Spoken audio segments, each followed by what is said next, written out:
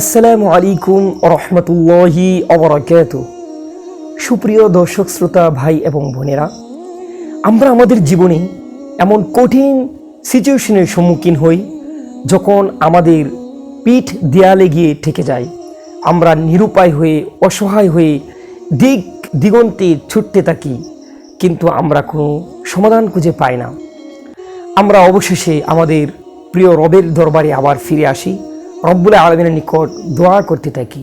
কিন্তু হয়তো আমরা অনেকেই জানি না কিভাবে দোয়া করলে আল্লাহ রব্বুল আলামিন আমাদের দোয়াগুলোকে কবুল করবেন।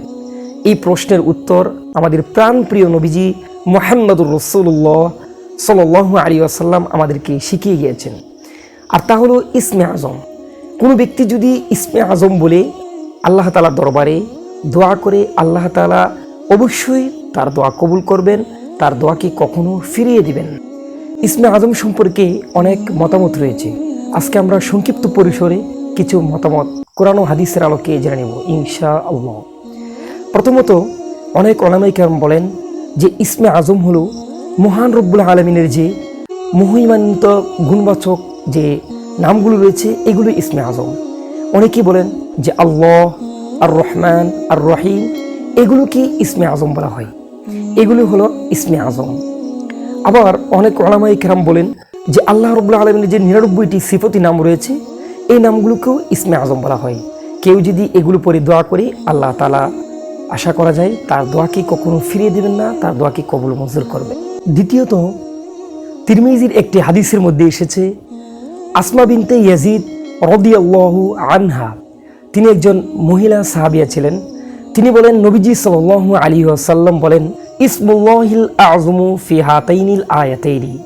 কোরআনুল কারীমের মধ্যে এমন কয়েকটি আয়াত রয়েছে যে আয়াতগুলোর মধ্যে ইসমে আজম রয়েছে।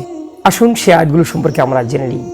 প্রথমত, কোরআনুল কারীমের 2 নম্বর সূরা সূরাতুল বাকারার 163 নম্বর আয়াত, ওয়া ইলাহুকুম ইলাহুন ওয়াহিদ লা ইলাহা ইল্লা হুয়ার রহমানুর রহিম।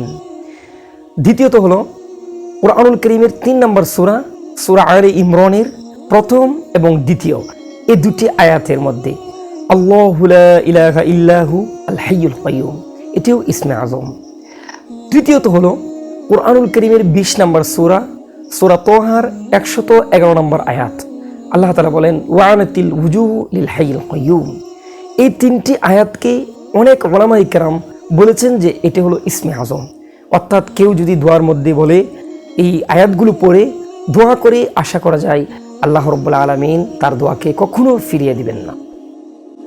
তৃতীয়ত, তিরমিজির 3475 নম্বর হাদিস, বুরাইদা রাদিয়াল্লাহু আনহু থেকে বর্ণিত, তিনি বলেন, একবার নবীজি সাল্লাল্লাহু আলাইহি ওয়াসাল্লাম এক ব্যক্তিকে নামাজের পর এভাবে দোয়া করতে শুনলেন, যে ওই ব্যক্তি নামাজের পর এভাবে দোয়া করছে, আল্লাহুম্মা ইন্নী আসআলুকা বিআন্নী আশহাদু আন্নাকা আনতাল্লাহ লা ইলাহা ইল্লা আনতাল আহাদুস সামাদ আল্লাযী লাম ইয়ালিদ ওয়া লাম ইউলাদ ওয়া লাম ইয়াকুল লাহু কুফুয়ান আহাদ। নবীজি সাল্লাল্লাহু আলাইহি ওয়াসাল্লাম তার এইভাবে দোয়ার মধ্যে এই বাক্যগুলো শোনার পর তিনি বললেন, ওয়াল্লাযী নাফসি বিয়াদিহি। নবীজি সাল্লাল্লাহু আলাইহি ওয়াসাল্লাম বললেন, সেই সত্তার শপথ যার হাতে আমার প্রাণ রয়েছে।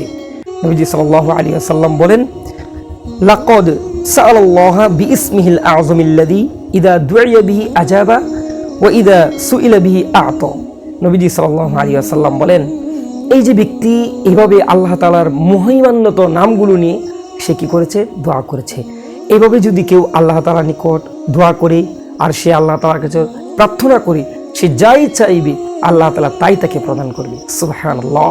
নবীজি বলেন, ওয়া ইযা দুইয়া বিহি আজাবা, সে যখন এভাবে আল্লাহ তাআলার নিকট প্রার্থনা করবে, দোয়া করবে, আল্লাহ তাআলাকে ডাকবে, আল্লাহ তাআলা তার দোয়া কবুল করবে, তার ডাকে সাড়া দিবে। সুবহানাল্লাহ।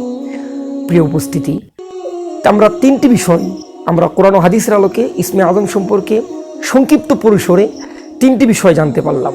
এতগুলো যদি আমাদের মনে না থাকে, তাহলে আমরা সংক্ষিপ্ত পরিসরে আমরা শুধু আমাদের দোয়ার মধ্যে বলবো, ইয়া হাইয়ু ইয়া কাইয়ুম বিরহমাতিকা আস্তাগীথ, হে চিরঞ্জীব, হে চিরস্থায়ী, আমি আপনার নিকট সাহায্য চাই। এভাবে যদি আল্লাহ তাআলার নিকট দোয়া করেন, আশা করা যায় আল্লাহ তাআলা আপনার দোয়াকে কখনো ফিরিয়ে